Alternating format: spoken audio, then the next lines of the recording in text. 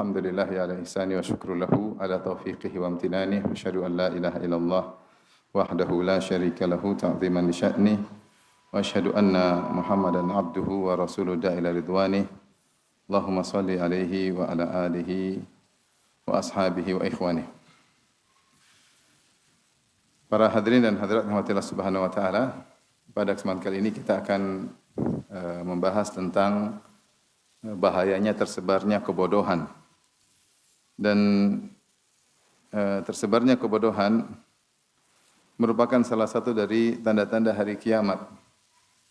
Rasulullah SAW bersabda, "Inna min asyratis sa'ah an yurfa'al ilm wa yathbuta al-jahlu wa yushrabal khamru wa yadhhara az-zina." Di antara tanda-tanda hari kiamat adalah diangkatnya ilmu dan kokohnya kejahilan, yaitu tersebarnya kebodohan, dan diminumnya khamar dan tersebarnya zina. Ya. Salah satu yang pertama Rasulullah sebutkan di antara tanda hari kiamat yaitu diangkatnya ilmu dan tersebarnya kebodohan. Dan kebodohan salah satu program utama syaitan untuk disebarkan, karena dengan tersebarnya kebodohan maka segala rencana syaitan akan berjalan. Kalau masyarakat bodoh, maka syaitan ingin menyebarkan kesyirikan sangat mudah.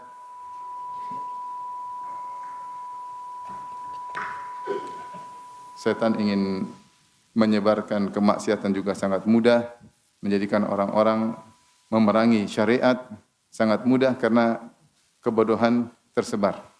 Dan kebanyakan manusia juga ikut menyebarkan kebodohan karena perkara-perkara duniawi. Dan akan kita jelaskan insyaallah di tengah kajian kita. Para hadirin hadirat rahmatillah subhanahu wa ta'ala, penyebaran kebodohan yang akan kita bahas tentang terkait dengan agama. Tetapi ternyata penyebaran kebodohan juga dilakukan oleh pihak-pihak tertentu dalam rangka untuk kemaslahatan duniawi. Seperti misalnya penyebaran kebodohan terkait dengan kepentingan ekonomi. Banyak produk-produk yang dilariskan dengan cara menyebarkan apa? Kebodohan. Membuat masyarakat bodoh sehingga tidak mengerti, akhirnya produk-produk tersebut laris. Contoh disebutkan, dan ini sebagian orang menyebutkan ilmunya disebut dengan agnotologi, ya, apa? Dari agnotologi, yaitu ilmu penyebaran kebodohan. Karena ada maslahat di balik penyebaran kebodohan tersebut. Contoh seperti para penjual rokok, mereka menyebarkan tentang tidak bisa diperbaiki, ya. Panitia bisa dikecilin dikit mungkin. Panitia, udah.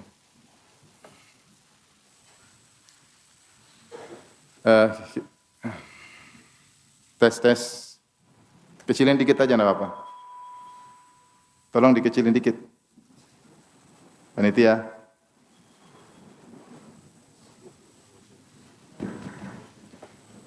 Baik, kita lanjutkan.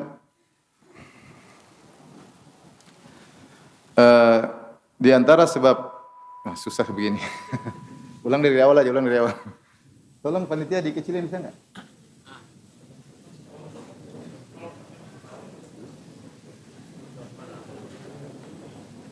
Halo? Habis.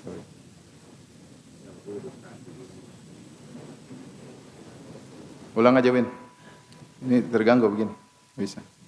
Tolong panitia dikecilin. Dengungnya biar berkurang. Panitia ada yang bisa dikonfirmasi? Panitia.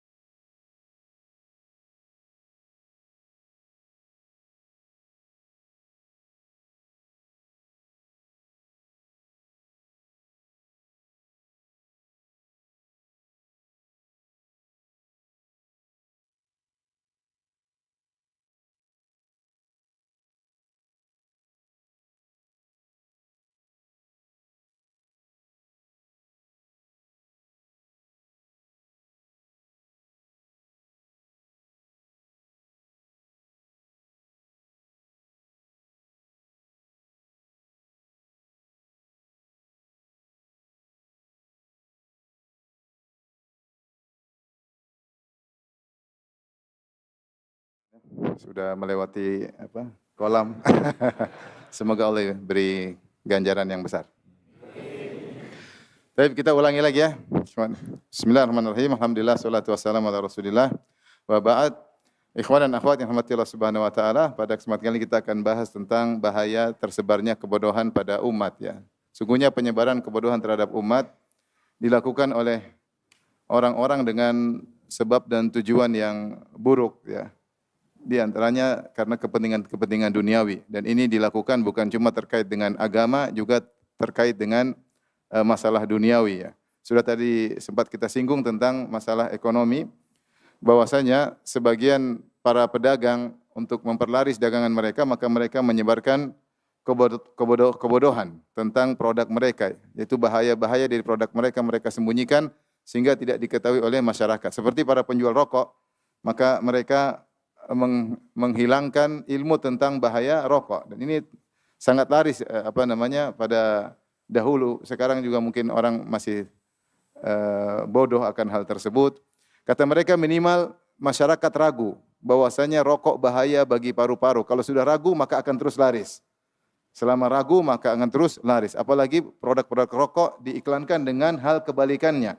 Biasanya produk rokok itu diiklankan dengan hal yang menggambarkan simbol akan kegagahan, ya. Seperti seorang lelaki sedang naik gunung, ya. Seorang lelaki sedang naik mobil yang gagah, ya. Kemudian yang macho, yang keren, seakan-akan siapa yang merokok dia lelaki yang keren. Dan akhirnya anak-anak muda termakan hal tersebut. Benar atau tidak? Masih ingat kita zaman-zaman sekolah dulu kalau enggak merokok kurang apa? Kurang keren, padahal bahlul. Tapi demikian kebodohan tersebar sehingga orang-orang terpedaya, ya. Orang-orang terpedaya. Bayangkan suatu yang bikin batuk, yang bikin pusing, tapi akhirnya laris. Karena orang merokok pertama pasti batuk dan pusing sebelum sampai pada tingkat kecanduan.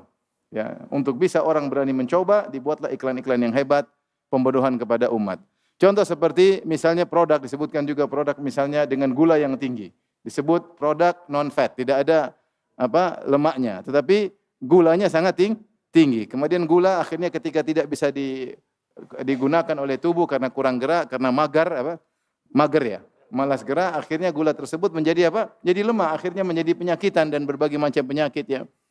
Dan seperti itu, seperti produk juga menunjukkan bahwasanya susu buatan, susu kaleng itu lebih afdal daripada susu ASI, karena susu kaleng mengandung vitamin-vitamin ditambah dengan unsur-unsur macam-macam sehingga orang banyak terpedaya sehingga mengutamakan susu kaleng daripada susu ibu. Lebih dahulu susu sapi daripada susu mama.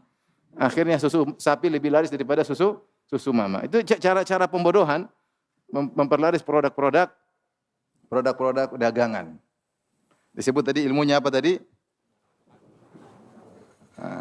Anoktologi. Itu ilmu pembodohan. Demikian juga disebutkan ini dilakukan oleh sebagian penguasa memendohi masyarakat dengan pintar. Kalau pintar nanti protes, nanti banyak kritik, maka dibuat masyarakat agar bodoh, informasi disembunyikan dengan berbagai macam tujuan. Tentunya ada kemaslahatan duniawi di balik itu. Dan ini juga dilakukan oleh sebagian orang dalam perkara agama, ya. Contoh bagaimana pembodohan terhadap umat dalam perkara agama sehingga umat bodoh dan taklid buta. Contoh disebarkan cerita-cerita khurafat yang aneh-aneh. Cerita khurafat tentang sosok-sosok tertentu sehingga orang-orang pun taklid kepada sosok tersebut. Mau kita datangkan 1000 dalil mereka tidak percaya. Kenapa? Karena orang-orang ini memiliki keajaiban, karomat-karomat yang hanya sekedar cerita-cerita. Sehingga akhirnya dalil tidak dipakai lagi.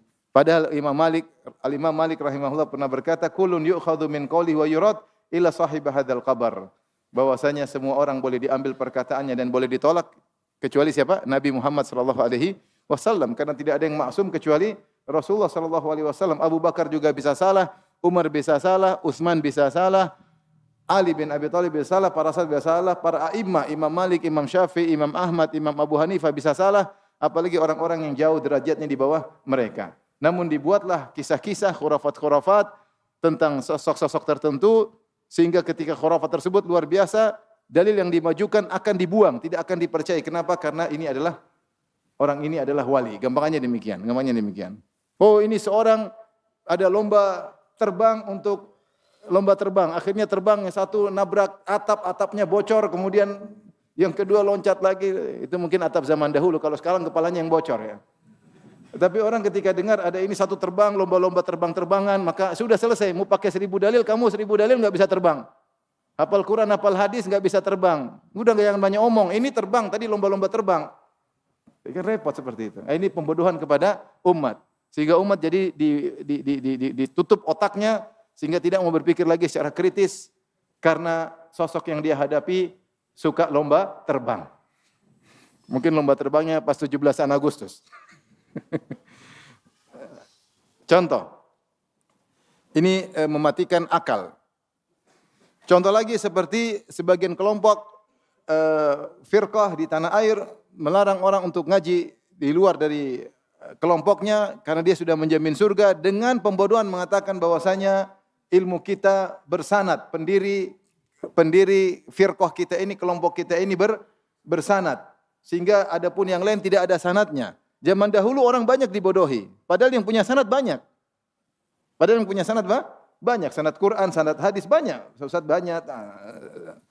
Keluarga saya juga banyak yang punya sanad. Maksudnya biasa, hal yang biasa. Cuma dahulu karena orang-orang bodoh tidak mengerti tentang sanad, mereka menyangka hanya orang yang punya sanad pasti benar dan yang lain tidak punya sanad. Maka dia membodohi umat dengan dua cara. Pertama, mengesankan yang punya sanad cuma dia di tanah air kita. Yang kedua, orang punya sanad pasti benar. Padahal ini dua-duanya salah. Yang punya sanad banyak. Yang kedua, yang punya sanad belum tentu benar.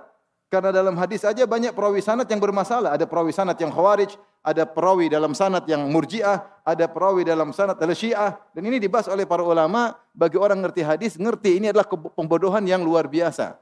Tetapi orang-orang awam, orang-orang masyarakat tanah air enggak tahu sehingga dibodoh-bodohin, sehingga terkukung dalam kelompok tersebut, kemudian harus bayar pajak tiap bulan 10% sebagai bentuk sambung, dan ternyata mungkin puluhan ribu orang terpedaya.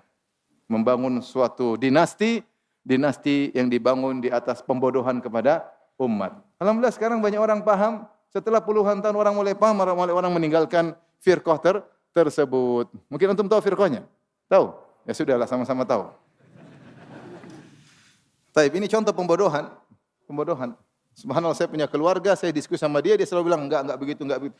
Setelah belasan tahun baru dia kemudian terbuka. Ustaz, begini-begini. Saya bilang, kenapa enggak dari dulu ngomong? Setelah belasan tahun baru kemudian dia terbuka, akhirnya dia meninggalkan seluruhnya, dibodoh-bodohi oleh ustaz-ustaz mereka. Bahkan saya pernah datang ketika saya belum ngaji, saya baru diterima di UGM tahun 98, kemudian saya datang ke markas mereka, saya ketemu dengan ustaz mereka, ustaz muda, kemudian ngobrol. Saya ngobrol, dia bilang enggak begitu, karena dalam istilah mereka yang namanya ngapusi. Ngapusi mereka nambahkan bitonah, yaitu berbohong untuk kebaikan. Kalau orang Syiah sebut taqiyah, kalau mereka sebut apa? Bitonah. Dia ngobrol sama saya sehingga mengesankan bahwasanya mereka di atas kebenaran. Subhanallah, akhirnya saya tinggalkan, ada keraguan dalam diri saya, masa begitu? Lama-lama saya ngaji-ngaji, lama-lama ini orang saya ngisi pengajian dia hadir lah. Ini ustaz yang dulu sudah sadar. Setelah 20 tahun kemudian dia hadir ikut pengajian. Loh kamu dulu? Iya ustaz, dulu saya. Ya udahlah. Subhanallah. Tapi begitulah, membangun dinasti demi ekonomi, keuangan, mengkeruk uang rakyat, uang masyarakatnya untuk kesenangan amir-amirnya, ya. Dengan pembodohan luar biasa. Dan betapa banyak puluhan ribu orang dibodoh-bodohi. Dengan cara mengesankan cuma dia yang punya apa? Sanad, kemudian yang punya sanad pasti benar. Ini semua pembodohan. Dan banyak orang yang dibodohin. Ini terjadi. Contoh lagi misalnya pembodohan. Sebagian kelompok juga melarang bahas fikih. Saya pernah ngisi pengajian suatu kelompok. Saya ngisi kemudian mulai rame, akhirnya pengajian entah ketiga atau keempat saya diberhentikan. Saya tanya, saya jujur sama mereka, kenapa dilarang? Katanya enggak boleh bahas fikih. Fikih itu ranah ulama. Lah, terus gimana ente gimana mau enggak tahu fikih, bagaimana menghadapi kehidupan kalau enggak belajar fikih? Dibilang ini ranah ulama. Ini pembodohan. Ingin umat tidak pintar-pintar. Sehingga kalau umatnya pintar akan kritis kepada dia. Kalau kritis kepada dia sudah tidak jadi amir lagi, tidak jadi orang dipandang lagi karena ketahuan dia bodoh. Maka mereka ini tidak pingin murid-muridnya lebih pintar daripada mereka. Sementara para ulama bangga dan senang kalau ada murid-muridnya lebih pintar daripada mereka. Selama pelajarannya benar, kenapa dilarang? Kecuali dilarang ilmu yang sesat. Ini belajar fikih, 4 mazhab atau mazhab ini enggak ada masalah. Ini wawasan dari khazanah ilmu kaum muslimin. Wah ini akhirnya begitu, akhirnya bertahun-tahun, puluhan tahun ilmunya gitu-gitu saja. Sehingga yang di atas tetap di atas, yang di bawah tetap di bawah. Ini pembodohan terhadap umat dalam rangka menjaga eksistensi sang pemimpin sehingga dia tetap di atas. Bagaimana tetap di atas? Murid-muridnya dibodoh-bodohin terus. Benar atau tidak? Benar, ini terjadi. Saya alami sendiri. Ini pembodohan contoh. Contohnya pembodohan juga disampaikan oleh sebagian orang sufi yang ekstrim, mengatakan tidak boleh tanya apapun dalil kepada guru. Kata mereka, kun baina yaday syekhika kal mayyit baina yadayil ghasil. Jadilah engkau di hadapan gurumu seperti mayat yang sedang dimandikan oleh pemandi mayat. Memang kalau mayat ketika dimandi, jangan gitu. Enggak boleh. Mayat pasrah enggak? Pasrah. Demikian juga seorang murid di hadapan guru pasrah. Enggak usah takon-takon, pokoknya menang, pasrah. Seperti mayat yang sedang dimandikan oleh apa? Pemandi mayat. Dalam rangka apa? Supaya taklid. Akhirnya terserah sang pemandi mayat membolak-balikannya, terserah apa yang dia sukai. Dan dia taat kepada sang pemandi mayat tersebut. Tidak berkutik sama sekali. Maka ini diantara cara pembodohan kepada umat. Sehingga murid tidak kritis. Sehingga taklid kepada sang guru. Dengan taklid kepada sang guru yang diuntungkan adalah sang guru. Kemudian juga diantara pembodohan, mereka mengatakan dalam buku-buku mereka, jika engkau melihat ada seorang guru yang dia adalah wali dari wali Allah Subhanahu wa taala melakukan kemungkaran, maka jangan kau ingkari meskipun kau punya dalil akan kemungkaran tersebut. Kenapa? Karena wali punya ilmu khusus yang mungkin kau tidak tahu. Sudah enggak usah tanya-tanya. Kalau kau lihat wali minum khamar, belum tentu dia minum khamar, mungkin dia minum madu. Kalau kau yang minum jadi khamar, tapi kalau wali itu yang minum sampai di kerongkongan berubah jadi air putih. Ini benar, ini ada. Tapi kenapa kalau jadi air putih terus kenapa walinya mabok? Mabok syar'i. Di antara perkataan mereka, saya bacakan. Wa'lam waffaqakallah annal waliyyal maftuh alaihi ya'riful haqq was shawab. Ketahuilah bahwasanya wali yang dibukakan ilmu baginya dia mengetahui kebenaran dan al-haq. Wala yataqayyadu bimadhhabin minal madhahib, dan dia tidak terikat dengan madhab manapun. Walau ta'attalatil madhahibu bi asriha laqadira ala ihya'i syariah. Kalau saja seluruh madhab hilang, dia bisa bikin syariat sendiri. Wa kaifala, bagaimana dia tidak bisa bikin syariat sendiri? Wa huwa alladzi la yaghibu anhu nabiyyu sallallahu alaihi wasallam tarfata ain. Dia selalu diawasi oleh Nabi sallallahu alaihi wasallam, selalu ada connecting dengan Nabi sallallahu alaihi wasallam. Ini keyakinan Nabi masih hidup, connecting dengan mursyid saya. Ini orang-orang sufi begitu. Sehingga enggak ada syariat, enggak ada masalah karena dia connecting langsung dengan apa? Dengan Nabi. Wala yakhruj an musyahadatil haq jalla jalaluhu fi ahkamihi at-taklifiyah wa ghairiha, dan selalu hadir menyaksikan Allah Subhanahu wa taala dalam hukum-hukum taklifiyah dan yang lainnya. Wa idza kana kadzalik fa huwa hujjatun ala ghairi. Kalau dia perkaranya kondisi demikian sang wali ini, maka dia hujjah atas yang lainnya. Wa laisa ghairuhu hujjatan alai, dan yang lain tidak bisa dijadikan dalil untuk menyalahkannya. Dia yang dijadikan standar kebenaran. Li'annahu aqrabu ilal haq min ghairil maftuh alai, karena dia lebih dekat kepada kebenaran daripada selain wali. Wa hina idzin fa kaifa yasuqul inkaru hadhihi sifatuh. Kalau begitu, bagaimana kita mengingkari orang yang kondisinya seperti ini, senantiasa connecting dengan Nabi sallallahu alaihi wasallam, senantiasa menyaksikan kebenaran Allah dalam hukum-hukumnya. Hadza wa yuqalu innahu khalafa madhhab fulanin fi kadza. Kemudian dikatakan dia telah menyisi madhab ulama fulan. Idza sami'ta hadza faman arada an yunkir 'alal walil maftuh alaihi la yakhlu imma an yakuna jahilan bisyari'ah kama huwa al-waqi' ghaliban min ahli al-inkar wa hadza la yaliqu bil inkar wal a'ma la yunkiru 'alal basiri abadan. Maka orang yang mengingkari seorang wali dia pasti jahil dengan syariat. Maka dia seperti orang buta. Orang buta tidak boleh mengingkari orang yang bisa melihat. Ini contoh. Sampai dulu di zaman-zaman dahulu, saya masih ingat terjadi keributan, saya tidak ingin sebut nama. Sampai ada yang mengatakan, kalau wali fulan mengatakan langit merah, saya akan mengatakan langit juga merah. Karena wali tidak mungkin salah. Ini enggak benar, wali mungkin salah. Abu Bakar mungkin salah enggak? Salah. Umar pernah salah enggak? Salah. Siapa yang lebih wali dari Umar? Umar radhiyallahu taala anhu pernah melihat pasukan dalam jarak sebulan, kemudian dia mengatakan, "Ya Sariyatul Jabala al-Jabala." Wahai Sariyah, pemimpin pasukan, larilah ke arah gunung. Mereka tiba-tiba dengar suara, ternyata Umar sedang berbicara di atas khutbah. Allah memperlihatkan pasukan Umar di depan Umar, kemudian Umar memberi nasihat dan diingat oleh mereka tanpa video call. Dengan jarak perjalanan satu bulan. Siapa yang lebih wali daripada Umar? Yang kata Nabi SAW, Inna Allah wada'al haq lisani Umar. Allah meletakkan kebenaran di atas lisannya Umar. Yang tiku bihi. Umar kalau bicara pasti benar. Bahkan punya ide.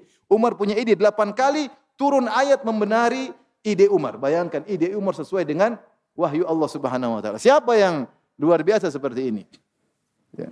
Siapa yang kata Nabi SAW, malaqiyaka syaitan salikan fajjan illa salaka fajjan ghairu fajjik. Wahai Umar, tidaklah syaitan melihat engkau jalan satu jalan kecuali syaitan cari jalan yang lain.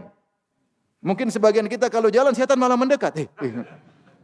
Umar jalan, syaitan kabur. Siapa yang bisa lebih wali daripada Umar? Itu pun dia salah ketika perjanjian Hudaybiyah. Dia mengkasih ide sama Nabi, ternyata dia salah. Yang benar Nabi dan Abu Bakar. Umar bisa salah. Dijamin surga. Terus apalagi wali-wali sekarang? Siapa yang bilang wali maksum? Ini dari perkataan orang Syiah. Syiah mengatakan yang maksum bukan Nabi SAW saja. Imamnya 12 semuanya apa? Maksum. Ini dari akidahnya orang Syiah kemudian masuk ke orang-orang Sufi. Oleh karena orang Syiah mengatakan kalian sama kami sebenarnya sama saja. Benar atau tidak? Benar. Karena banyak kemiripan dari masalah kewalian, dari masalah penyembahan terhadap penghuni kubur. Mirip antara Syiah dengan sebagian orang-orang Sufi, pengagungan terhadap kuburan ditinggikan. Lihat kuburan Khomeini, lebih bagus daripada Masjid Al-Azhar. Kuburan Khomeini lebih indah, lebih bagus daripada Masjid apa? Al-Azhar. Subhanallah. Ini dari mana seperti ini?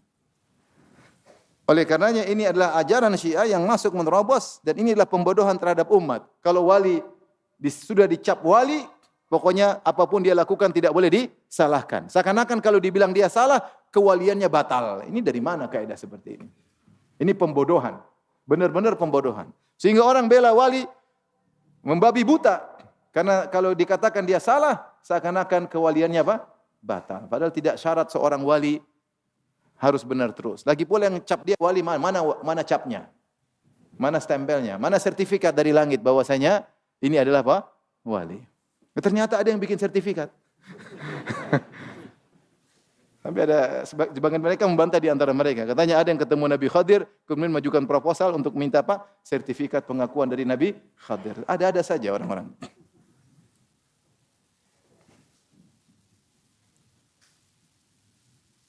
Kemudian juga seperti zaman sekarang, di antara pembodohan, ketika sebagian dai menjelaskan tentang sunnah-sunnah ya, terkait kematian, bahwasanya kematian seperti ini. Sebagian orang mengingkari.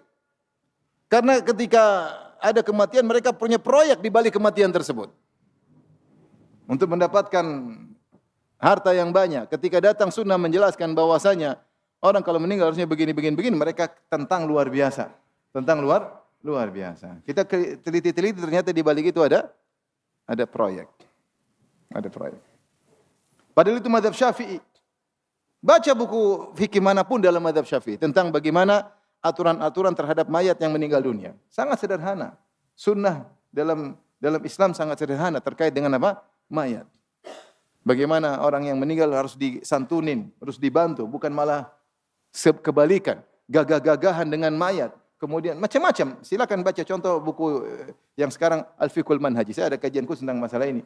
Tentang bagaimana sunnah-sunnah terkait dengan mayat dalam mazhab apa? Syafi'i. Tetapi ketika tidak sesuai dengan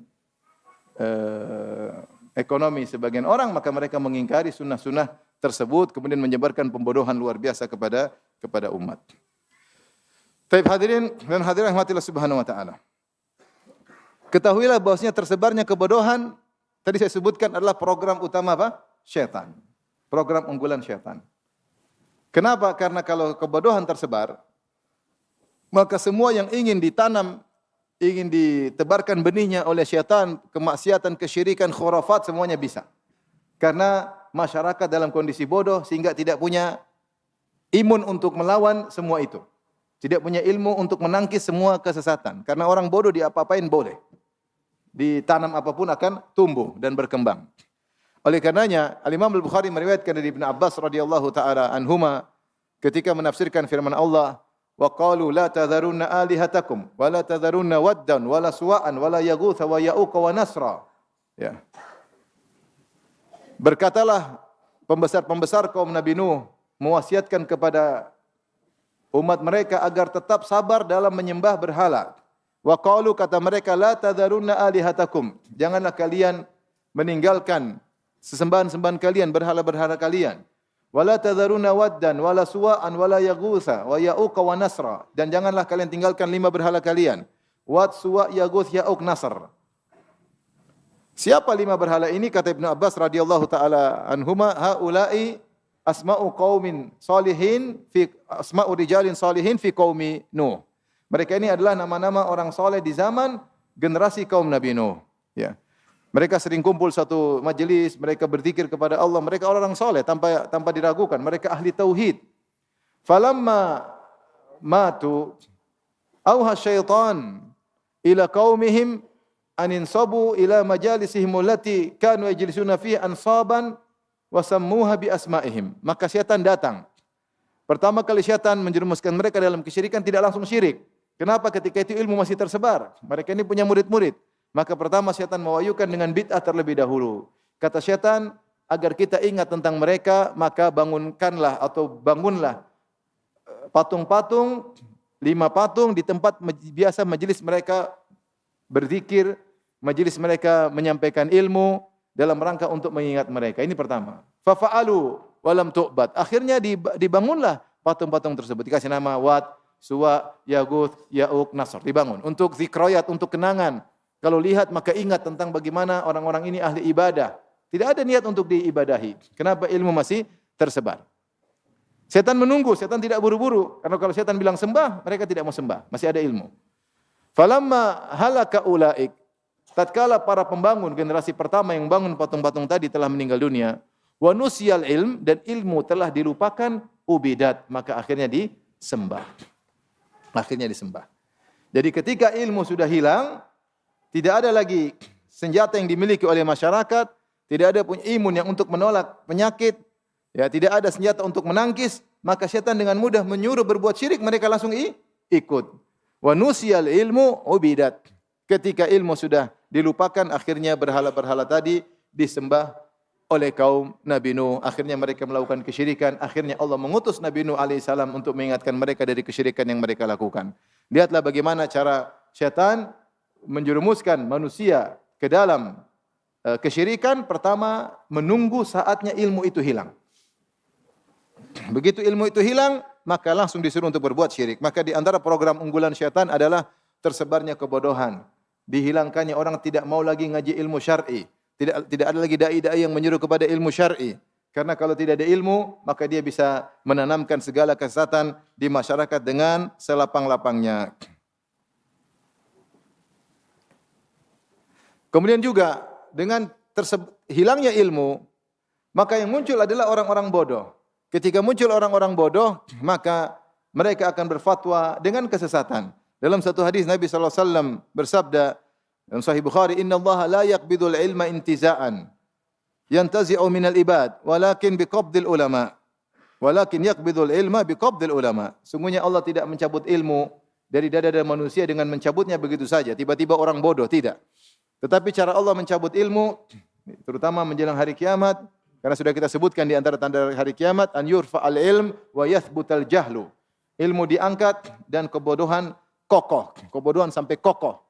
Caranya bagaimana? Bukan ilmu diangkat dari dada-dada manusia sehingga mereka bodoh dengan tiba-tiba, tetapi yaqbidul ilma biqabdil ulama. Tetapi dengan mewafatkan para ulama. Orang-orang yang punya ilmu diwafatkan oleh Allah Subhanahu wa taala. Hatta idza lam yubqi aliman. Ketika Allah tidak menyisakan seorang pun yang alim, ittakhadhan nasu ru'usan juhala. Maka orang-orang mengangkat orang-orang bodoh sebagai pemimpin. Fasu'ilu. Maka orang-orang yang bodoh ini yang diangkat jadi pemimpin, ditokohkan, ditanya tentang masalah-masalah agama, fa'aftau bi ghairi ilmin. Maka mereka berfatwa tanpa ilmu, fadhallu wa adhallu. Mereka sesat dan menyesatkan. Maka ini program syaitan. Kapan ilmu hilang, yang timbul adalah kesesatan. Yang timbul adalah kerusakan. Dengan adanya kebodohan, maka kesyirikan bisa tersebar, kekufuran bisa tersebar, maksiat juga sangat mudah tersebar. Maksiat sangat mudah tersebar. Ikhwan, kenapa dulu banyak mungkin orang-orang tua kita terjerumus dalam maksiat? Bukan karena mereka ingin maksiat, tapi mereka tidak tahu. Benar atau tidak? Tidak tahu. Kita baru tahu musik itu haram belakangan. Dulu kita enggak berpikir sama sekali kalau musik itu apa? Haram. Apalagi ada musik Islami. Apalagi ada nada dan dakwah. Jadi kita menyangka musik itu sesuatu yang happy-happy dan berpahala. Saya waktu dengar musik haram saya juga kaget. Saya masih ingat saya tanya sama seorang ustadz. Ya intinya zaman dahulu lah. Waktu itu saya ya sekedar mungkin cerita. Saya dulu acara halal bihalal saya bagian drumnya, jadi bagian penghiburnya. Maka saya tanya sama ustadz itu, ada saya ngaji sama dia, salah seorang ustadz dari Muhammadiyah dulu. Saya tanya, hafizahullah masih hidup. Saya bilang, ustadz, besok beberapa hari lagi saya akan mengiringi acara hiburan di acara halal bihalal sekota yang hadir orang macam-macam. Tapi saya kayaknya saya sombong ustadz. Gimana ustadz ya? Boleh enggak saya? Tapi saya agak sombong-sombong ustadz. Kata ustadz itu haram. Kaget saya. Saya pertama dengar musik haram dari dia. Saya bilang ustadz ini yang benar aja ustadz ini. Tapi saya enggak percaya. Ya main musik terus. Akhirnya saya halal bihalal. Tetap aja. Enggak percaya musik haram saya aneh gitu. Akhirnya saya ke UGM kemudian masih tetap musik-musik. Terus ada ustadz kita rahimahumullah, Ustadz Yazid ya. Dengar kaset-kasetnya, haram yang benar ya. Masih ragu tapi ya dengar-dengar tapi masih main terus. Maksudnya dahulu tidak ada yang tahu kalau musik itu apa? Haram. Padahal dalam semua buku fikih ada. Padahal dalam buku-buku mazhab Syafi'iyah bermain musik dosa besar. Di antaranya ditulis oleh Al-Haythami dalam kitabnya Ibnu Hajar Al-Haythami dalam kitabnya Az-Zawajir. Al-Haythami dalam kitabnya Ibnu Hajar Al-Haythami dalam kitabnya Az-Zawajir an iktirafil kabair, peringatan keras terhadap dosa-dosa besar, dia sebutkan main musik, dengar musik, semuanya dosa besar. Oleh karenanya haramnya musik ijma' telah diijma'kan sebelum munculnya Ibnu Hazm rahimahullah. Kemudian Ibnu Hazm muncul, kemudian mengatakan hadis-hadis tentang musik dhaif, tapi dia dibantah oleh para ulama karena sudah ada ijma' sebelumnya dan para ahli hadis yang lebih ahli hadis daripada beliau menyatakan hadis-hadisnya apa? Sahih. Dan di antara mazhab yang paling kencang terhadap musik mazhab Imam Syafi'i. Dan fatwa-fatwa Imam Syafi'i menyampaikan hal tersebut. Saya nukil dalam buku saya ajaran Imam Syafi'i yang ditinggalkan. Sampai kalau bagaimana hukumnya seorang mencuri alat musik, suruh ganti atau tidak? Bagaimana kalau seorang merusak alat musik, suruh ganti atau tidak? Dibahas oleh para ulama. Bagaimana hukumnya menjual alat musik? Dibahas dalam Kitabul Buyu', baca dalam buku-buku mazhab Syafi'i. Nah, kita dulu enggak ngerti. Begitu dengar musik haram, saya kaget. Maka maksud saya ketika kebodohan tersebar, maka orang mungkin melakukan maksiat, orang tidak tahu. Benar atau tidak? Ini satu contoh. Sekarang alhamdulillah mulai banyak orang tahu musik itu apa? Haram. Sampai ada artis yang bantah, berarti artis pun sudah dengar. Makanya dia bikin bantahan terhadap. Dulu mana ada pembahasan tersebut itu. Di antara juga ilmu yang dulu tersembunyikan tentang haramnya riba. Dulu orang enggak tahu haram riba. Bahkan kalau ada orang kerja di instansi ribawi, mungkin sujud syukur. Saking hebatnya orang kerja di instansi apa? Ribawi. Benar atau tidak? Zaman dulu suatu yang hebat, luar biasa. Dan orang tidak terpikir sama sekali. Sampai saya ketemu ada seorang punya ayah itu sudah menjadi kepala instansi ribawi puluhan tahun. Pokoknya dia bilang saya sering manggil ustadz. Puluhan kali saya enggak pernah sekalipun ustadz itu membahas tentang apa? Haramnya riba. Dia enggak terpikir sama sekali kalau riba itu haram. Ketika dia sudah pensiun atau mau pensiun baru dia tahu ternyata riba itu haram. Benar-benar dia melakukan riba bukan karena hawa nafsu, tapi dia tidak menyangka kali itu apa? Haram. Maksud saya, ketika ilmu tidak ada, maksiat mudah tersebar. Apalagi maksiat-maksiat yang besar seperti ini. Riba ini dosa besar. Dosa besar. Kemudian alhamdulillah banyak dai-dai mulai muncul, kemudian menyebarkan tentang bahaya-bahaya riba. Ya, kemudian lebih masif di akhir-akhir ini sehingga banyak orang mengenali tentang hukumnya riba. Yang melakukan silakan, yang tinggalkan silakan, tetapi ilmu telah tersebar. Ilmu telah tersebar. Oleh karenanya dengan tersebarnya kebodohan, Semua maksiat bisa dilakukan. Karena orang tidak ngerti. Orang tidak ngerti. Oleh karenanya, Allah mensifati banyak orang-orang musyrikin, orang-orang kafir dengan kaum yang jahil. Menunjukkan dasar dari mereka mudah terjerumus dalam kesyirikan, mudahnya mereka terjerumus dalam kekufuran, mudahnya mereka terjerumus dalam kemunafikan adalah kejahilan. Seperti kata Allah Subhanahu wa taala tentang perkataan Nabi Nuh alaihissalam, beliau berkata, "Wa ya qaumi la as'alukum alaihi mala, in ajriya illa 'ala Allah, wa ma ana bitaridil ladzina amanu, innahum mulaqu rabbihim, walakinni arakum qauman tajhalun." Ketika kaum Nabi Nuh berkata, "Wahai Nuh, kalau kalian ingin kami beriman, jangan tinggalkan orang-orang bodoh. Kami ingin kajian eksklusif hanya untuk orang kaya. Itu orang bodoh tinggalin aja, baru kami mau beriman."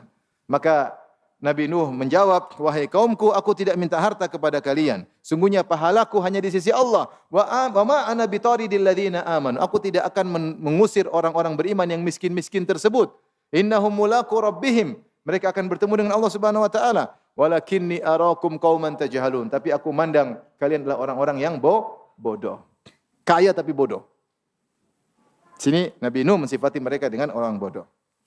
Seperti juga perkataan Nabi Lut alaihissalam, "Innakum lata'tuna ar-rijala syahwatan min dunin nisa, bal antum qaumun tajhalun." Apa kalian mendatangi para lelaki dan kalian meninggalkan para wanita, tetapi kalian adalah orang-orang yang bodoh. Demikian juga kaum Nabi Hud berkata kepada kaumnya, "Qala innamal ilmu indallah wa uballigukum ma ursiltu bihi walakinni arakum qauman tajhalun." Sungguhnya ilmunya di sisi Allah. Aku menyampaikan kepada kalian apa yang aku diutus dengannya, tetapi aku mandang kalian adalah orang-orang yang bodoh. Allah berfirman, "Wa in ahadan minal musyrikin istajaraka fa ajirhu hatta yasma'a kalam Allah, thumma ablighu ma'manah, dzalika bi annahum qaumul la ya'lamun." Sungguhnya mereka orang musyrikin adalah kaum yang tidak mengerti. Allah juga berfirman tentang orang munafik, "Walakinnal munafiqina la yafqahun, walakinnal munafiqina la ya'lamun." Sungguhnya orang munafik tidak paham, tidak mengerti, tidak berilmu. Allah berfirman, "Wa laqad dzara'na li jahannama katsiran minal jinni wal insi, lahum qulubun la yafqahuna biha." Sungguh kami banyak memasukkan jin dan manusia dalam neraka jahanam, mereka punya hati namun mereka tidak memikirkan dengan hati mereka. Itu mereka orang-orang bodoh. Oleh karenanya di antara zaman yang penuh dengan kerusakan disebut dengan zaman jahiliyah. Dengan apa? Zaman jahiliyah. Jahiliyah itu maknanya kebodohan, dari jahal, kebodohan. Dan Rasulullah diutus di puncak-puncak kebodohan tersebar. Makanya dalam hadis kata Rasulullah SAW, "Inna Allaha nadhara ila ahlil ardi, famaqatahum, arabahum wa ajamahum, illa baqaya min ahlil kitab." Sungguhnya Allah melihat kepada penghuni bumi, Allah murka kepada mereka. Yang Arab maupun non-Arab, semuanya Allah murka. Kecuali segelintir ahlul kitab yang masih di atas ilmu, di atas fitrah, di atas tauhid. Yang sisanya Allah murka. Kerusakan di mana-mana. Majusi dengan kerusakannya menyembah api, bilang Tuhan ada dua, Tuhan api, Tuhan kegelapan. Kemudian perzinahan, pernikahan antara sesama mahram, ayah menikahi anaknya, adik menikahi kakaknya. Ya, terjadi luar biasa ya. Kalau kita baca sejarah, bagaimana sejarah Persia, banyak pernikahan dengan tantenya, dengan adiknya, dengan anaknya, dengan kakaknya. Sehingga begitulah ya pernikahan mereka. Demikian juga kerajaan Yunani pun demikian. Pernikahan di antara mahram sudah biasa. Pernikahan di antara mahram sudah biasa ya. Kerajaan Yunani ya. Seperti Kleopatra, ya Kleopatra sekian menikah dengan kakaknya, dengan adiknya. Terjadi, sudah biasa kakak adik menikah ya. Dengan Ptolemeus dengan Kleopatra. Ptolemeus sekian nikah dengan Kleopatra. Itu kakak adik, mereka nikah. Sudah biasa. Kerusakan di mana-mana. Belum Romawi, korupsinya, menzolimi masyarakat, kemudian ada gladiator, ada pertarungan antara manusia dengan manusia, ditonton oleh manusia sampai mati, atau manusia disuruh bertarung melawan hewan. Kebodohan. Belum di Jazirah Arab, semua ibadah ada, yang menyembah Nabi ada, menyembah Uzair ada, menyembah Nabi Isa ada, Nasara. Yang menyembah pohon ada, yang menyembah patung ada, yang menyembah malaikat ada. Menyembah jin ada, lengkap. Apalagi yang belum disembah? Udah lengkap. Pohon ada, batu ada, jin ada. Nabi ada, malaikat ada. Apalagi yang belum disembah? Semua disembah. Kerusakan, zina ada, judi ada, mabok-mabokan luar biasa.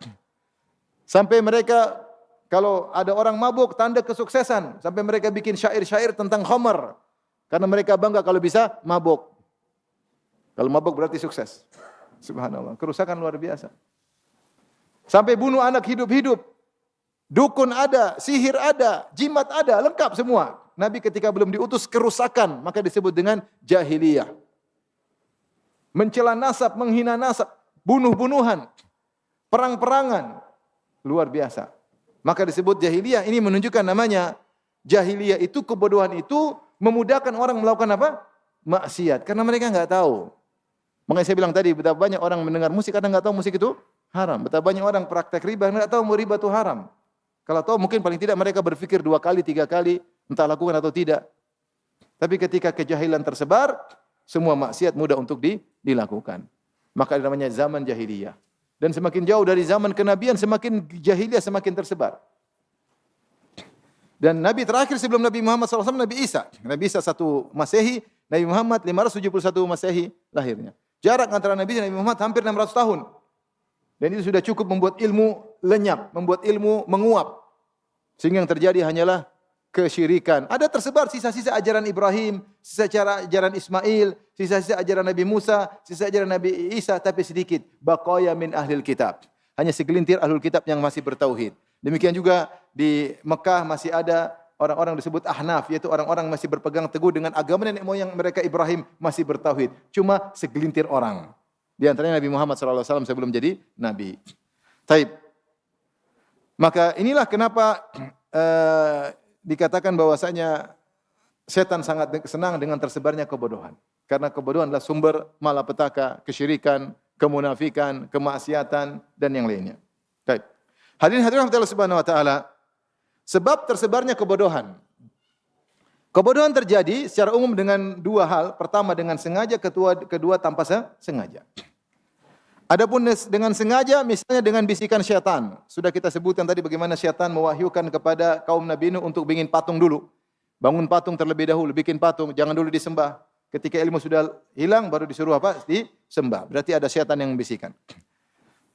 Kemudian di antaranya karena duniawi, seperti dilakukan oleh ahlul kitab. Orang-orang Yahudi dahulu mereka punya ilmu tentang Muhammad SAW, tentang syariat-syariat rajam dan yang lainnya. Namun mereka sembunyikan karena duniawi. Makanya Allah menurunkan Nabi Muhammad SAW untuk mengungkap hal tersebut. Karena tersebar kebodohan. Ulama-ulama mereka menyebar kebodohan, ngarang-ngarang kitab ayat-ayat baru, sehingga masyarakat mereka banyak yang tidak tahu tentang syariat yang benar. Allah berfirman dalam surat Al-Maidah, Ya ahlal kitabi qad ja'akum rasuluna yubayyinu lakum katsiran mimma kuntum tukhfuna minal kitab. Wahai ahlul kitab sekalian, telah datang kepada kalian rasul kami yaitu Muhammad sallallahu alaihi wasallam, yubayyinu lakum, menjelaskan kepada kalian katsiran mimma kuntum tukhfun, dari banyak yang kalian sembunyikan. Jadi mereka menyembunyikan apa? Ilmu. Di antaranya ilmu tentang Nabi Muhammad sallallahu alaihi wasallam. Alladzi yajidunahu maktuban indahum fit Taurati wal Injil. Ya'muruhum bil ma'ruf wa yanhauna 'anil munkar. Yang mereka dapati Muhammad tertulis dalam Taurat dan Injil dengan sifat-sifat yang menyuruh kepada kebaikan, melarang pada kemungkaran dan seterusnya. Mereka dapati kata Allah ada di Taurat dan Injil. Nabi Isa, "Wa mubasysyiran bi rasuli ya'ti min ba'di ismuhu Ahmad." Aku memberi kabar gembira kepada kalian seorang rasul yang datang setelahku, namanya siapa? Ahmad. Ada. Rasulullah mengatakan, "Ana da'watu Abi Ibrahim wa busyra Isa." Aku adalah kabar gembira yang pernah disampaikan oleh Nabi Isa. Bahkan Allah sebutkan dalam Al-Quran, bukan cuma Muhammad yang tersebut dalam Taurat dan Injil, bahkan para sahabat juga termaktub dalam Taurat dan Injil. Kata Allah di akhir surat Al-Fatih, Muhammadur Rasulullah, walladzina ma'ahu asyiddau 'alal kuffar rahama'u bainahum, tarahum ruk'an sujada yabtaguna fadlan minallahi wa ridwana, simahum fi wujuhihim min athari sujud. Dzalika mathalun fit Taurat, wa mathalun fil Injil, kazarin akhraja syata'ahu fa'azarahu fastaghlada fastawa 'ala suqi yu'jibu az-zurra'a liyaghidha bihimul kuffar. Muhammad Rasulullah dan orang-orang beriman bersamanya, yaitu para sahabat, tegas terhadap orang kafir dan saling menyayangi di antara mereka. Engkau melihat mereka dalam kondisi ruku dan dalam kondisi sujud. Ya. Mencari karunia Allah dan ridha Allah Subhanahu wa taala. Tanda-tanda mereka ya adalah bekas sujud di wajah mereka. Dzalika mathaluhum fit Taurat. Inilah perumpamaan mereka, perumpamaan para sahabat yang ada di Taurat. Subhanallah. Kalau Taurat asli yang Allah turunkan kepada Nabi Musa, pasti ada nabi, pasti ada sahabat. Dan Allah tidak mungkin bohong. Allah bilang, "Dzalika mathaluhum fit Taurat." Dan Allah berani turunkan ayat tersebut di tengah-tengah orang Yahudi ketika itu. Dan tidak ada orang Yahudi mengatakan Allah bohong, enggak ada yang berani ngomong. Kan Nabi menyuruh mereka untuk apa? Untuk masuk Islam. Kalau ternyata Nabi beri informasi yang salah-salah, pasti ada ulama Yahudi di zaman itu yang mengatakan Muhammad bohong. Itu tidak ada. Tapi enggak ada yang berani ngomong demikian. Karena mereka tahu itu benar, cuma mereka sembunyikan. Kemudian kata Allah, "Mathaluhum fil Injil." Dan perumpamaan para sahabat di Injil. Kazar'in akhraja syata'ahu fa'azarahu fastaglatha fastawa ala suqih. Seperti tunas yang tumbuh semakin besar semakin kokoh, tegak di atas akarnya. Yu'jibuz zurra'a liyaghidha bihimul kuffar. Kemudian membuat penanamnya menjadi senang. Yaitu Allah menjelaskan dalam Injil, wa mathalum fi Injil, dan perumpamaan para sahabat di Injil, yaitu para sahabat seperti tunas yang ditanam oleh penanamnya kemudian tumbuh besar menyenangkan penanamnya. Ibarat Rasulullah SAW telah menanam benih, itu mengajari para sahabat dari nol, bahkan dari minus, dari mereka ahli jahiliyah. Rasulullah ajarin sampai mereka menjadi generasi yang sukses, generasi terbaik yang ada sepanjang zaman. Maka menyenangkan Nabi SAW. Itu perumpamannya ada di Injil. Sekarang di mana? Enggak ada. Sekarang enggak ada. Karena sudah dirubah-rubah. Oleh karenanya tidak ada Taurat bersanad, tidak ada Injil bersanad. Sehingga kita bisa ngecek apakah Taurat sampai kepada kita dengan dipastikan kebenarannya. Beda dengan Al-Quran, sanadnya mutawatir. Dengan hadis-hadis Nabi ada sanadnya. Sehingga kita bisa mengecek benar atau tidak. Makanya saya punya kawan sekarang jadi da'i, dia dulu masuk Islam gara-gara apa? Dia bilang gara-gara saya melihat sanad.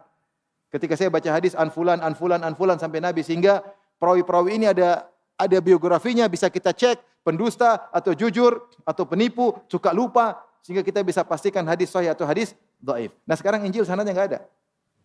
Taurat sanadnya enggak ada. Dari mana kita bisa mengecek?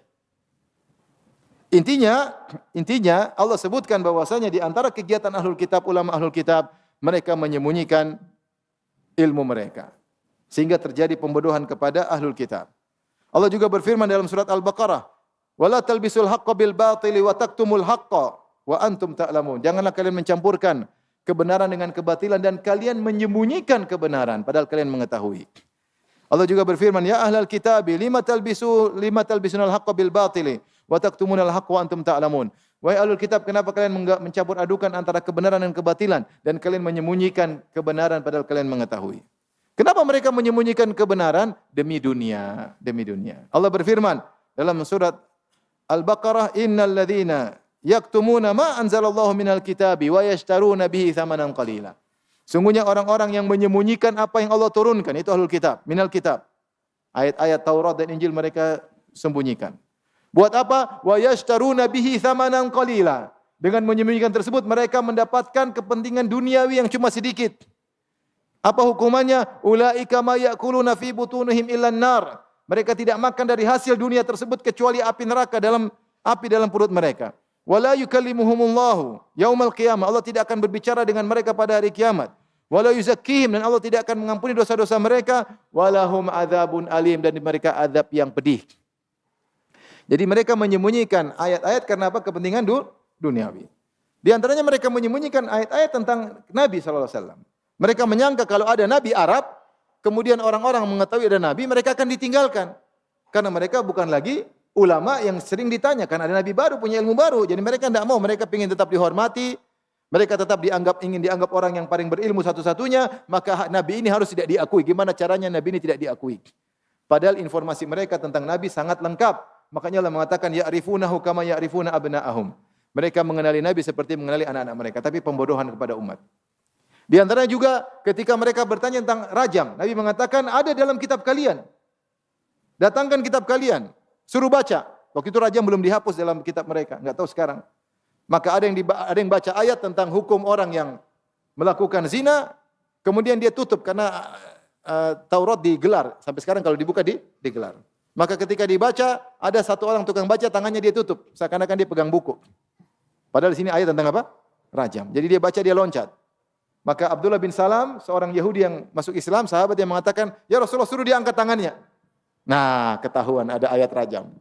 Ternyata dia sembunyikan. Kenapa mereka menyembunyikan ayat rajam? Karena mereka ingin dapat fulus. Kata Nabi SAW, ketika ada seorang wanita dari Quraisy, yaitu dari Bani Makhzum, mencuri, Kemudian mereka bilang, "Ya Nabi, kalau bisa jangan dipenggal tangannya." Maka Rasulullah marah. Meskipun dia dari nasab yang tinggi, dari Quraisy, tetap kalau mencius dipotong tangannya. Rasulullah mengatakan, "Lau anna Fatimah binta Muhammadin sarakat laqata'tu yadah." Jangankan dia, seandainya putriku Fatimah mencuri, saya akan potong tangannya. Rasulullah berkata, "Innama ahlaka man kana qablakum kanu idza saraka fihimud dhaif aqamu alaihil had wa idza saraka alaihim syarif tarakuh." Yang telah membinasakan umat-umat sebelum kalian. Kalau ada orang lemah, rakyat jelata, mencuri, dipotong tangannya. Tapi kalau yang mencuri orang pejabat, orang pembesar, maka dibiarkan. Dan itu mereka terapkan pada zina. Ketika yang berzina orang-orang bawahan, mereka rajam. Ketika yang berzina ternyata pembesar-pembesar, mereka bingung gimana caranya supaya dia dirajam. Akhirnya mereka rubah hukum. Caranya orang-orang pezina tersebut dari kalangan-kalangan atasan dihitam-hitamin, kemudian diarak di atas tunggangan, kemudian diarak, dipermalukan. Cukup itu, jangan dirajam. Sehingga ayat rajam mereka sembunyikan. Demi apa? Demi fulus. Supaya masih dipakai oleh pemerintah. Agar dipakai oleh pemerintah, maka ayat ini jangan disampaikan. Ini contoh pembodohan terhadap umat karena duniawi. Karena duniawi. Sama seperti mungkin sebagian dari kita yang menyembunyikan ilmu, ketika hadir di hadapan banyak orang, kemudian ditanya tentang hukum-hukum yang haram, dia ketawa-ketiwi seakan-akan boleh. Padahal dia tahu hukumnya apa? Haram. Takut apa? Takut ditinggal oleh audiens. Karena audiens kalau ini berubah ditinggal. Gak akan diundang lagi. Daripada gak diundang lagi. Padahal dia tahu haram, mending saya sembunyikan. Atau mengesahkan yang haram itu adalah halal. Ini mengerikan. Seperti ada dai yang ditanya, sempat viral, bagaimana hukum menonton Korea K-pop. Dia enggak bisa bilang haram, enggak berani bilang haram. Bahkan seakan-akan itu oke-oke saja. Gimana oke-oke saja? Ya, semua sepakat perempuan buka aurat boleh dilihat. Enggak usah bicara musiknya. K-pop tuh dia pakai jilbab enggak waktu pakai cadar waktu joget.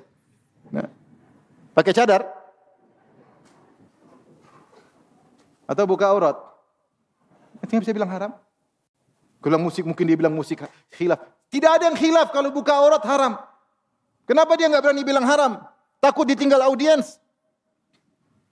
Mengerikan. Sayang, ini terkenal, orang ini terkenal tapi subhanallah, sayang. Sengaja menyembunyikan ilmu.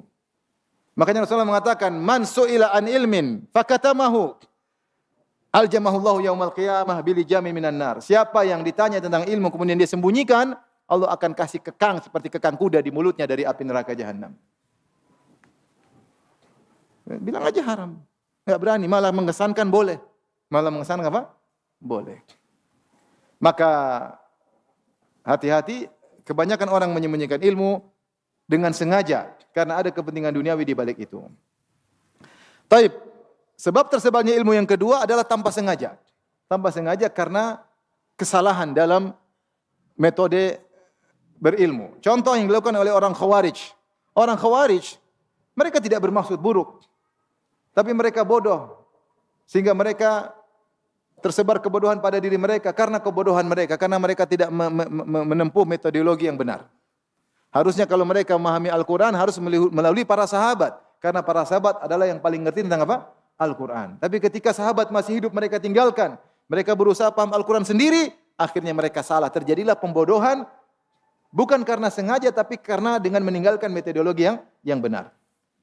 Rasulullah bersabda dalam Sahih Bukhari dan Sahih Muslim, dan saya bacakan lafal Muslim, tentang Khawarij. Kata Nabi SAW, "Sayakhruju fi akhiriz zaman, qaumun ahdathul asnan." Akan keluar di akhir zaman. Itu mereka keluar di akhir zaman kekhilafan Rasyidin, yaitu zaman Ali bin Abi Thalib. Suatu kaum yang muda-muda, ahdathul asnan, masih muda-muda. Sufahaul ahlam, akalnya tidak pintar, orang bodoh. Ini contoh, bodoh. Mereka bodoh. Tersebar kebodohan pada mereka. Yaquluna min khairi qailil bariyah. Mereka menyampaikan dalil-dalil. Yaqra'una al-Qur'an. Mereka membaca Al-Quran. La yujawizu hanajirahum. Quran tersebut tidak melewati kerongkongan mereka. Yaitu Quran tersebut hanya dibaca, tidak dipahami maknanya. Ini kebodohan mereka. Yamrukuna minad din kama yamrukus sahmu minar ramiyah. Mereka keluar dari agama seperti anak panah yang menembus daging hewan buruan. Taib. Ini contoh kebodohan tersebar di kalangan Khawarij karena mereka salah dalam metodologi ketika mereka membahas Al-Qur'anul Karim pakai pikiran sendiri. Akhirnya mereka mengkafirkan Ali bin Abi Thalib, mereka mengkafirkan Muawiyah, mereka mengkafirkan semua yang mengakui Al-Hakamain. Ada utusan dari Ali bin Abi Thalib yaitu Abu Musa al-Asy'ari dan utusan dari Muawiyah yaitu Amr bin As untuk berunding demi perdamaian. Siapa yang setuju dengan hasil perundingan ini semuanya kafir.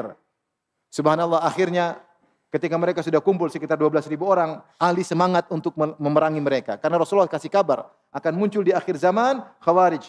Siapa yang bunuh mereka dapat pahala besar. Yang terbunuh oleh mereka juga dapat pahala besar. Maka Ali semangat, mau mati atau menang tetap dapat pahala yang besar. Ketika Ali mau memerangi mereka, kata Ibnu Abbas, tunggu dulu, saya mau diskusi sama mereka. Saya mau nasihati, menghilangkan kebodohan mereka. Ibnu Abbas cerita, "Lamma kharajatil Haruriyah, i'tazalu fi darin ala hiddatihim wa kanu 6,000." Ya, di sini mereka 6.000.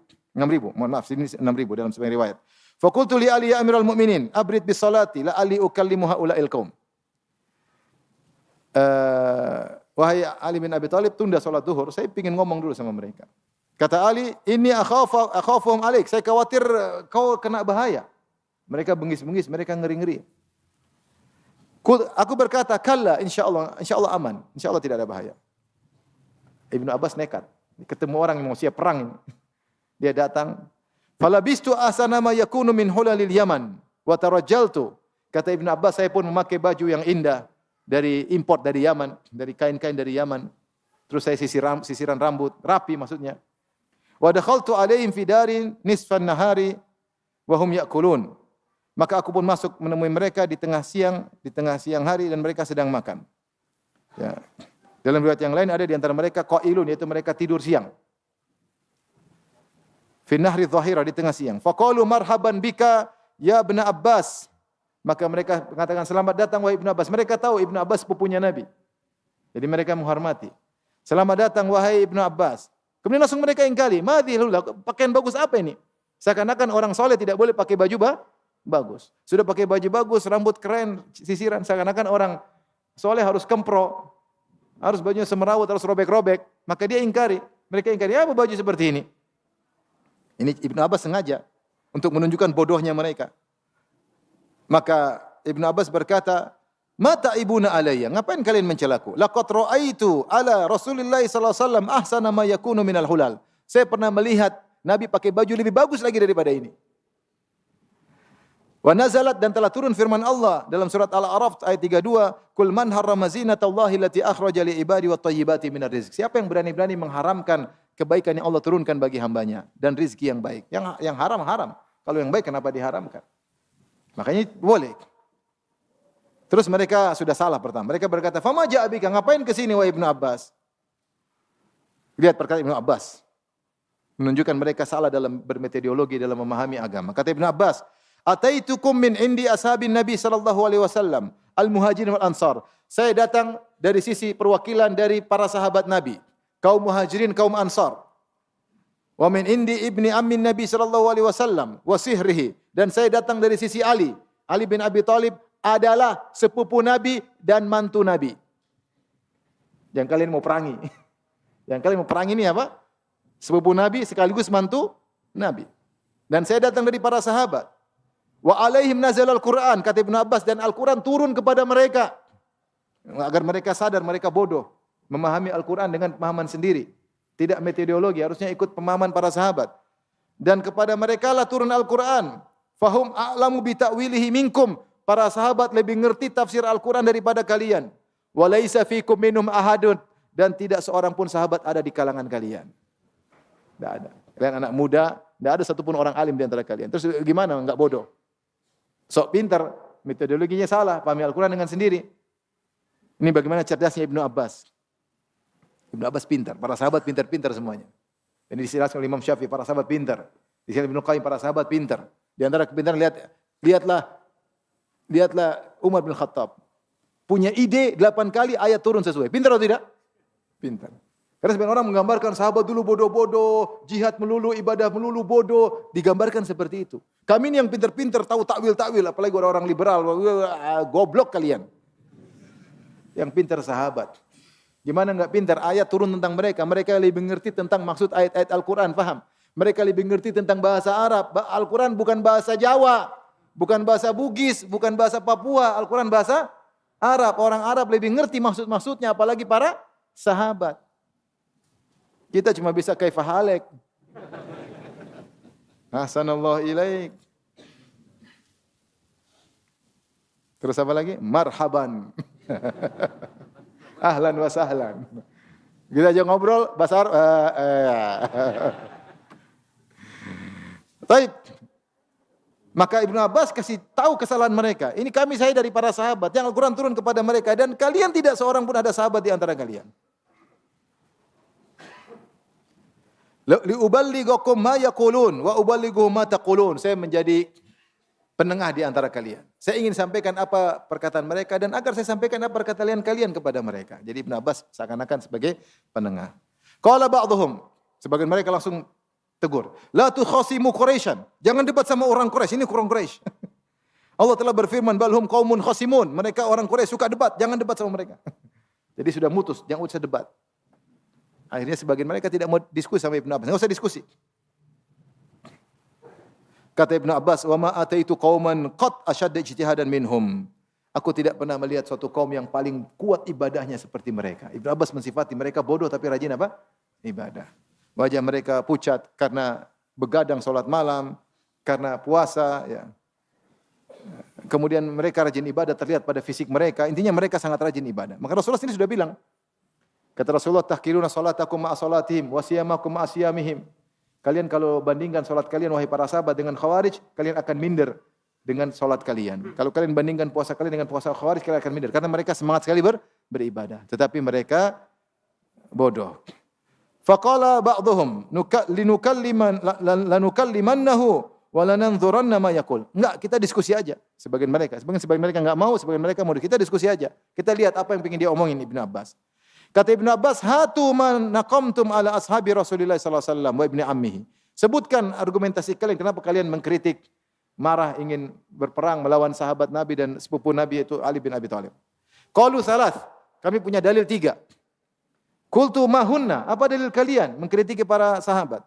Qala amma ihdahunna fa innahu hakkama ar-rijal fi amrillah. Ali bin Abi Thalib telah menyerahkan hukum Allah kepada lelaki. Dan ini adalah hukum kepada selain hukum Allah. Dan Allah berfirman, inil hukmu illa lillah. Tidak ada hukum kecuali milik Allah. Kenapa mereka serahkan urusan kepada 2 orang, Amr bin Al-As dan Abu Musa Al-Asy'ari? Ma sya'nur rijal wal hukum? Apa kaitannya hukum Allah dengan lelaki? Yang kedua apa? Wa amma tsaniyah fa innahu qatala wa lam yasbi wa lam yagnam. Ini dia perang ketika melawan dalam perang Jamal, melawan pasukannya atau orang-orang yang berada di sekitar Aisyah radhiyallahu taala anha, ibunda kaum mukminin. Kenapa waktu pasukannya Aisyah kalah? Kenapa mereka tidak mengambil ghanimah dan kenapa mereka tidak menawan para wanitanya? Kenapa malah dibiarkan lepas, dibiarkan saja, kemudian tidak ada yang diambil sama sekali? Padahal namanya kalau perang dapat ghanimah kita ambil. Ini kritikan kedua. Terus yang ketiga, kenapa Ali bin Abi Thalib ketika berdamai dengan Muawiyah kemudian ditulis min Amirul Mukminin, dari Amirul Mukminin Ali bin Abi Thalib sebagai khalifah. Kemudian kata Muawiyah, hapus, kami belum mengakui engkau sebagai Amirul Mukminin, tulis dari Ali bin Abi Thalib. Ternyata Ali setuju, Ali tulis dari Ali bin Abi Thalib, Amirul Mukmininnya dihapus. Kalau gitu dia Amirul Kafirin. Kalau bukan amirnya kaum mukminin berarti amirnya kaum kafirin. Baik. Ada lain lagi? Kata mereka enggak ada. 3 ini dulu. Maka kemudian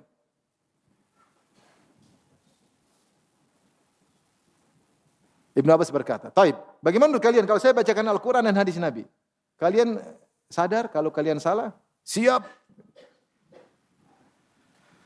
Maka kemudian Ibnu Abbas mulai bantah. Adapun yang pertama, lihatlah Allah Subhanahu wa taala pernah menyerahkan, saya singkatkan saja, hukum, sebagian hukum kepada manusia. Masalah kelinci yang dibunuh. Allah berfirman dalam surat Al-Maidah, "Ya ayyuhalladzina amanu la taqtulus sayda wa antum hurum." Wahai orang beriman, janganlah kalian membunuh hewan buruan ketika kalian dalam kondisi ihram. Ihram misalnya berangkat dari Madinah ke Mekah di tengah jalan tidak boleh berburu. Kalau hewan laut boleh. Tapi hewan darat enggak boleh. Wa man qatalahu minkum muta'ammidan fajaza'u mithlu ma qatala minan na'am. Yahkum bi dzawa adlin minkum. Siapa yang kalian dengan sengaja membunuh seekor hewan buruan, maka balasannya seperti na'am yang dihukum oleh dua orang yang adil di antara kalian. Jadi ada dua orang lelaki yang mengambil keputusan. Maka Ibnu Abbas berkata, lihatlah, ya, ini hukum terkait dengan seorang sengaja berburu kelinci. Bagaimana denda yang harus dia bayar, ternyata dendanya diserahkan kepada dua orang yang adil berfikir tentang apa denda orang yang membunuh apa? Berburu kelinci atau berburu merpati. Kata Ibnu Abbas, kalau masalah kelinci saja Allah serahkan kepada dua orang lelaki, apalagi masalah darah kaum muslimin antara kubu Ali dengan kubu Muawiyah. Apa masalahnya? Mereka terdiam. Kemudian juga Allah menyerahkan hukum kepada orang seperti dalam masalah perceraian. Kata Allah, "Wa in khiftum shiqaqa bainihima fab'athu hakaman min ahli wa hakaman min ahliha." Kalau ternyata dua suami istri tidak bisa alot untuk bersatu, maka utuslah dua juru damai, satu lelaki dari kalangan keluarga lelaki dan satu lelaki dari kalangan keluarga perempuan. Kemudian mereka diskusi. Nah, lihatlah Allah menyerahkan urusan kepada lelaki untuk urusan rumah tangga, lelaki dengan kemaluan istrinya, lanjut atau tidak. Ini saja Allah serahkan kepada dua lelaki, apalagi urusan kaum muslimin, kubu Ali dan kubu Muawiyah. Maka apa salahnya? Mereka terdiam, tidak bisa jawab. Bukan otomatis kalau diserahkan diskusi kemudian ini hukum selain hukum Allah. Mereka picik dan mereka bodoh sehingga mereka menganggap semua diskusi dianggap hukum selain hukum Allah Subhanahu wa taala. Taib yang kedua, bukankah yang dalam perang Jamal di pasukannya Aisyah ada ibunda Aisyah? Taib, apakah ibunda Aisyah mau dijadikan sebagai tawanan yang bisa digauli? Atau kalian menganggap ibunda Aisyah bukan lagi ibunda kaum mukminin sehingga bisa jadi tawanan? Mereka terdiam. Ya enggak mungkin Aisyah kemudian apa? Justru Ali kemudian memuliakan beliau, diantar kemudian dikembalikan, kemudian dijaga oleh pasukan, Ali memuliakan. Ini karena terjadi fitnah, salah paham. Sehingga mereka terdiam. Kemudian bagaimana, kenapa Ali hapus namanya Amirul Mukminin kalau bukan Amirul Mukminin, Amirul Kafirin? Jangankan Ali, Nabi SAW pernah. Kalian tidak tahu ketika peristiwa Hudaybiyah, Nabi berdamai dengan Suhail bin Amr dari utusan orang Quraisy. Nabi mengatakan, inilah kesepakatan Muhammad Rasulullah dengan Suhail bin Amr. Kata Suhail, wahai Muhammad, jangan tulis Rasulullah, tulis Muhammad bin Abdullah. Kalau kami bilang kau Rasulullah, ngapain kita ribut? Akhirnya Rasulullah suruh hapus. Ketika Rasulullah hapus, waktu itu yang tukang tulisnya Ali. Kata Ali, enggak, saya enggak mau hapus. Kata Rasulullah, kan Rasulullah enggak bisa baca tulis. Kata Rasulullah, ya Ali, hapus. Kata Ali, enggak. Engkau Rasulullah, saya enggak mau hapus. Kata Rasulullah, mana tulisan Rasulullahnya? Ada, Rasulullah hapus sendiri, subhanallah. Kata Rasulullah, kau akan mengalami seperti yang akan aku alami. Ternyata benar. Waktu dia diskusi sama Muawiyah, dari Amirul Mukminin Ali kepada Muawiyah, kata Muawiyah, hapus tulisan Amirul Mukminin. Nanti dulu, tulis Ali saja. Ternyata sama yang dialami oleh Rasulullah SAW. Akhirnya sebagian mereka, kalau tidak salah sepertiga, sadar. Akhirnya diperangi sisanya. Berarti kalau sepertiga 2.000, sisanya 4.000. Intinya, ini dalil bagaimana kebodohan tersebar karena salah dalam metodologi. Bukan sengaja, tapi kebodohan tersebar. Tidak ada keinginan dunia sama sekali mereka, orang-orang Khawarij. Bahkan mereka rela mati, mereka rajin ibadah. Tapi karena kebodohan, akhirnya tersebarlah karena salah metodologi, bermanhaj dalam memahami agama, akhirnya tersebar kebodohan kepada mereka. Ini contoh, kebodohan tersebar tanpa sengaja. Contoh lain, salah dalam metodologi. Seperti dalam hadis pertama dalam Sahih Muslim, tentang hadis Umar bin Khattab, hadis Jibril yang ma'ruf. Bagaimana kisah asal hadis ini? Kisahnya dari Yahya bin Ya'mar. Yahya bin Ya'mar seorang tabi'i, dia berkata, "Kana awwala man qala fil qadar bil Basrah Ma'bad al-Juhani." Yang pertama kali tersesat dalam masalah takdir, kita tahu rukun iman ada berapa? 6. Yang terakhir masalah takdir, yaitu semua yang terjadi sudah dicatat oleh Allah dalam Lauhul Mahfuz, yang baik maupun buruk. Ada orang mengingkari ini. Kata mereka, Allah tidak pernah catat, Allah ciptakan gitu saja. Allah tidak tahu apa yang terjadi masa depan. Kalau terjadi baru Allah tahu. Yang pertama kali mengungkapkan seperti ini ada seorang namanya Ma'bad al-Juhani. Dia muncul di Basrah, ya. Kata Yahya bin Ya'mar, "Fantalaqtu ana wa Humaid bin Abdurrahman al-Himyari hajaini aw mu'tamirain. Lihat ketika mereka muncul bid'ah atau pemahaman yang aneh, mereka harus konfirmasi. Ini metodologi yang benar. Konfirmasi kepada siapa? Konfirmasi kepada sahabat yang tahu tentang agama. Maka mereka sengaja pergi haji atau umrah, kata mereka fakulna laulakina ahadan min ashabi Rasulillah sallallahu alaihi wasallam fasa'alnahu amma yaqulu haula'i fil qadar. Mudah-mudahan Allah mudahkan kami ketemu dengan seorang saja dari sahabat Nabi supaya kami bisa konfirmasi, kami tanya tentang pendapat orang-orang yang menolak takdir tersebut. Ini metodologi yang benar. Akhirnya mereka pergi, fawuffiqa lana Abdullah bin Umar bin Khattab. Ternyata kami diberi anugerah oleh Allah bertemu dengan Abdullah bin Umar, Ibnu Umar, sahabat junior, tapi ilmunya luas. Dakhilanil masjidah, dia sedang masuk ke dalam masjid. Faqtanaftuhu ana wa sahibi ahaduna an yamini wal akhar an shimali. Kami pun mengepungnya, satu sebelah kanan sebelah kiri, dua orang. Fa dhanantu anna sahibi sayakilul kalama ilayya. Saya menurutku temanku akan menjadikan aku juru bicara. Faqultu, maka aku berbicara. Aku berkata, ya Aba Abdullah, ya Aba Abdurrahman, innahu qad dhahara lana qibalana nasun yaqra'una al-Qur'an. Telah muncul dari sisi kami di Basrah di Irak ada sekelompok orang yang baca Al-Qur'an. Lihat, baca Al-Qur'an seperti Khawarij, tapi paham sendiri. Wa yataqaffaruna al-ilm, dan mereka memperdalam ilmu berdalam-dalam.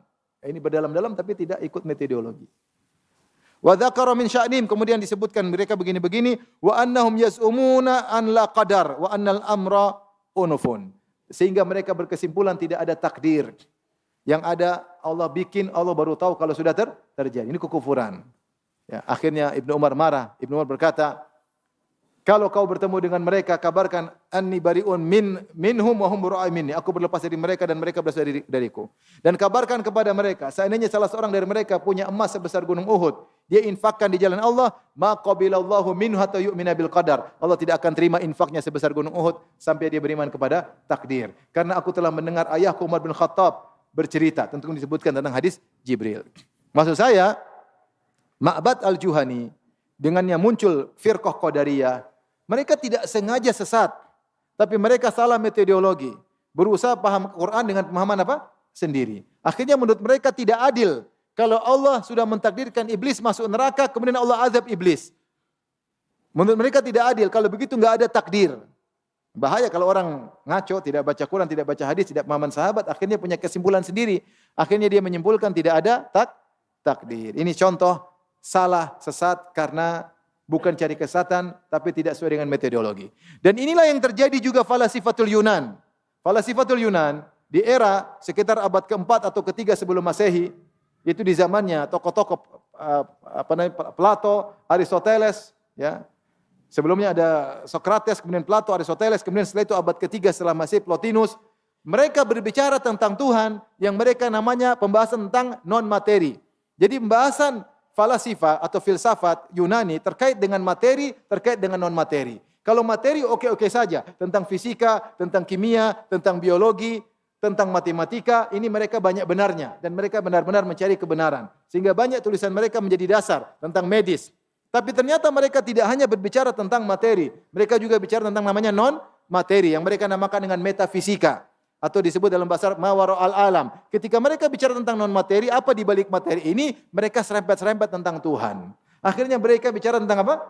Tuhan. Yang mereka sebut dengan as-sababul awal atau kausa prima. Akhirnya mereka membuat syarat Tuhan harusnya 1, 2, 3, 4, 5, 6. Bikin syarat-syarat tentang Tuhan yang mereka gedabrus, hanya mengira-ngira. Karena ini ilmu yang tidak bisa mereka dapatkan. Mengetahui Tuhan secara global bisa. Tuhan pasti maha kuasa. Tuhan pasti gini. Tapi secara detail nggak mungkin. Karena enggak usah bicara Tuhan, kita bicara ruh saja kita enggak mampu. Allah mengatakan wa yas'alunaka 'anir ruh. Mereka bertanya kepada engkau tentang ruh. Qul ruhu min amri rabbi. Katakan ruh adalah urusan Tuhanku. Ruh bersama kita, tapi kita coba sifatkan ruh dari zat apa, unsur apa kita enggak bisa. Itu ruh padahal bersama kita. Kalau suruh tanya malaikat kita pun enggak tahu. Tunjusannya jin bagaimana kita enggak tahu. Tiba-tiba ada orang Indonesia tiba-tiba bisa ngomel pakai bahasa Belanda. Ternyata jinnya jin Belanda. Lalu gimana cara dia masuk, gimana cara bicara, kita enggak ada yang tahu, itu perkara gaib. Ini baru gaib makhluk. Gimana lagi tentang siapa? Allah Subhanahu wa taala. Ketika mereka nekat keluar dari metodologi, masuk dengan akal yang bukan ranahnya, mereka salah. Mereka salah. Makanya kalau mereka sudah bicara Tuhan, lebih parah daripada Yahudi, lebih parah dari Nasrani, lebih parah daripada Syiah, kata Ibnu Taimiyah. Mereka lebih parah karena Yahudi, Nasrani, Syiah masih ada wahyunya. Meskipun salah-salah. Dari mereka sama sekali tanpa wahyu, kemudian mereka reka tentang Tuhan, kemudian mereka bikin syarat-syarat Tuhan. Tuhan enggak boleh begini, Tuhan enggak boleh begini, Tuhan harus begini, sehingga mereka banyak ngawurnya. Ini sesat. Kemudian kesesatan mereka diambil oleh orang-orang yang terpukau dengan mereka, kesesatan mereka dinamakan dengan kebenaran absolut. Ini ngaco. Sementara pembahasan mereka tentang materi, tentang biologi, kimia, fisika bukan kebenaran absolut, masih bisa dikritikin. Lantas kenapa mereka bicara tentang gaib dikatakan kebenaran apa? Absolut. Ini kebodohan yang luar biasa. Akhirnya diikuti oleh sebagian ahlul kalam. Akhirnya bicara tentang Tuhan enggak boleh gini, Tuhan enggak boleh gini, Tuhan harus begini. Akhirnya mereka mentakwil sifat-sifat Allah Subhanahu wa taala, terjebak dengan syubhatnya orang-orang Yunani, yaitu Plato, Aristoteles dan Plotinus. Sementara Plato, Aristoteles, Plotinus debat. Mereka saling berdebat tentang hakikat Tuhan tersebut karena mereka semuanya gedabrus. Bicara yang bukan ranahnya, paham? Gimana bicara gaib itu? Antum saya kalau kita kumpulkan 1000 profesor kimia fisika, suruh bicara tentang ruh, pasti mereka khilaf 1000 pendapat. Karena mereka enggak punya parameter, mereka bicara yang di luar ranah akal, paham? 1000 pendapat. Benar atau tidak? Bagaimana bicara tentang Tuhan? Harus ada informasi dari Tuhan. Sekarang Tuhan kasih informasi begini, saya begini. Kata mereka, oh enggak. Kenapa? Ada kebenaran absolut yang telah disampaikan oleh Aristoteles. Gimana kebenaran absolut? Ini contoh maksudnya. Oleh karenanya kesimpulan kita, ikhwan, karena sudah terlalu siang, ya, bahwasanya pembodohan disukai oleh syaitan karena menimbulkan apa? Kerusakan. Dari sini kita paham tentang pentingnya ilmu syar'i. Dari sini para ulama mengatakan menyebarkan ilmu syar'i adalah jihad. Karena dengan menyebarkan ilmu syar'i, syariat bisa dijaga. Pembodohan bisa hilang. Tauhid bisa dijaga. Maka jangan pernah meremehkan ilmu syar'i. Tebarkan ilmu syar'i. Yang pernah bosan bikin pengajian. Kalau ada tempat-tempat enggak ada pengajian, bikin pengajian. Agar fikih dibahas, tauhid dibahas, sirah Nabi dibahas. Itu perjuangan. Oleh karenanya Allah menyebutkan jihad bersama dengan ilmu. Kata Allah, "Maka al mu'minina yanfiru kaffah, falaula nafara min kulli firqatin minhum ta'ifatul yatafaqahu fid din, wa liyunziru qaumahum idza raja'a ilaihim la'allahum yahdharun." Tidak boleh semua orang kemudian berangkat untuk jihad. Harus ada sebagian orang yang tafaqahu fid din. Allah menyebutkan jihad bersama nuntut ilmu. Nuntut ilmu adalah juga jihad. Ya. Oleh karenanya ketika Allah menyebut tentang Nabi SAW dalam surat Al-Furqan, dan itu waktu itu Rasulullah masih di Mekah, belum ada jihad pedang, kata Rasulullah, wala tuti'il kafirina wajahidum bihi jihadan kabira. Jangan ikuti orang kafir dan jihadlah melawan mereka dengan Al-Quran, dengan jihad yang besar. Allah menamakan jihad dengan dalil, dengan argumentasi, dengan Al-Quran adalah jihad yang besar. Oleh karenanya ikhwan dan akhwat rahmatillah subhanahu wa ta'ala, biarkan majelis ilmu terus tersebar. Anggap itu sebagian rangkaian daripada jihad. Agama ini dijaga dengan tersebarnya ilmu. Kalau ilmu tidak tersebar, yang ada kebodohan, maka kesyirikan, kemunafikan, penentangan terhadap syariat, penghinaan terhadap agama akan tersebar. Dan ada orang-orang yang giat menyebarkan kebodohan sampai sekarang ini, di antaranya orang-orang liberal. Orang-orang liberal yang menyebarkan kebodohan dengan berbagai macam dalih yang mereka sampaikan. Demikian, tidak ada tanya jawab. Wabillahi taufiq wal hidayah. Assalamualaikum warahmatullahi wabarakatuh.